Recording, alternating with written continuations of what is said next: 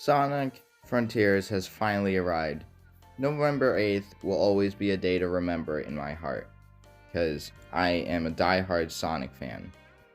Sonic Frontiers, it's the conversation on it has been mind-blowing, crazy, and good or bad, or actually I should say amazing or awful, because there are some people who aren't really a fan of this game, but most of the people they cherish this game, and I cherish it too.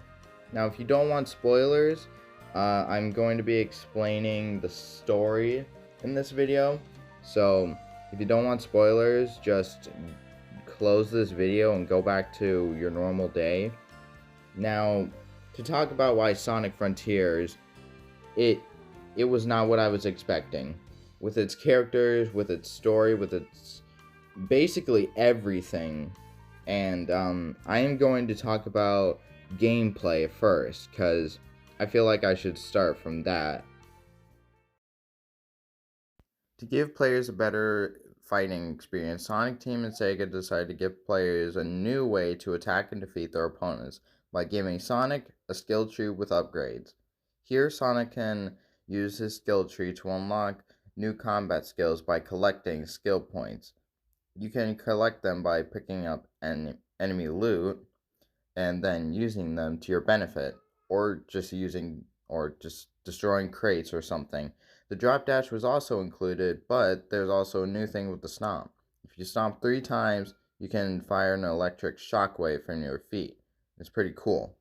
Now, I'm going to let this video explain it better than me. Completing combos is a good way to get the upper hand during battle, especially when paired with a new skill called Phantom Rush. Sonic's combo meter will fill up after attacking enemies consecutively. Once the combo meter is maxed out, Phantom Rush is activated, and your attack power will be boosted until the meter reaches 0.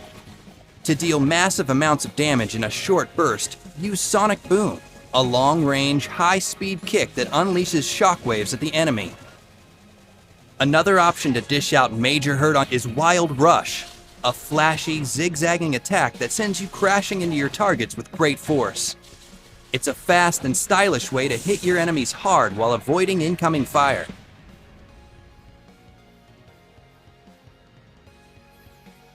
Certain enemies in Sonic Frontiers have a shield or barrier protecting them. Break their shield with Psyloop and then deal as much damage as you can before it goes back up. If your opponent happens to land a hit on you, just use the Psyloop ability on the ground to collect more rings and get back in the fight. During combat, you'll need to study your opponents and determine the best strategy to take them on. Encounters with Guardians will require more than just using your homing attack. Many of them prompt you to engage with their unique combat mechanics first before reaching their weak spot. Once you have an opening, you can dish out all the skills you've unlocked from the skill tree. Experimenting with new abilities and discovering each enemy's weakness will help you defeat them with ease. Use your enemy's moves against them by utilizing parry during combat. A visual cue lets you know when an enemy is about to attack. If you react quickly enough, you can parry it and follow it up with a counterattack of your own. Using all these skills and more gives you tons of options to become the most formidable force in the frontier.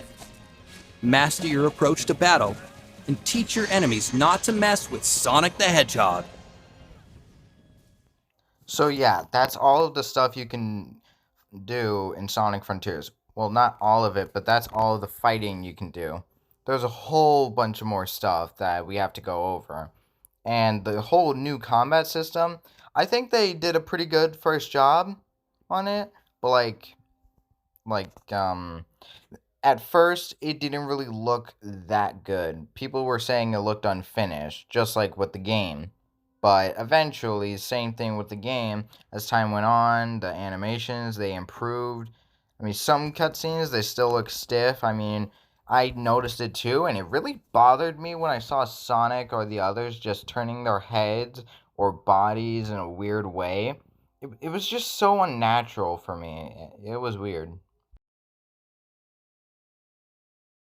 Now we are going to move on to soundtracks.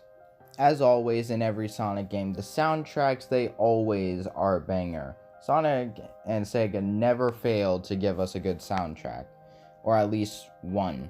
I mean, I can't really think of any Sonic game with a bad soundtrack. Track or something. But I haven't played all of the Sonic games because, well, I don't really try. But that's just how I am, I guess. But the soundtrack in this, it isn't really that upbeat constantly. You hear upbeat music and bosses and cyberspace, but most of the time you're just listening to piano and calming music. It's really interesting. Like with Kronos Island, you get piano music, and then when you move on to the Sand Island, everything, like for example, Sonic Unleashed, every time you went to a different area, the type of music would always change. And that's what made it pretty good.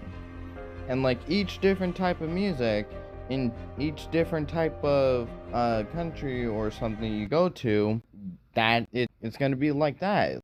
How it looks and sounds like it's going to be like that. Alright, we have reached the end of part 1.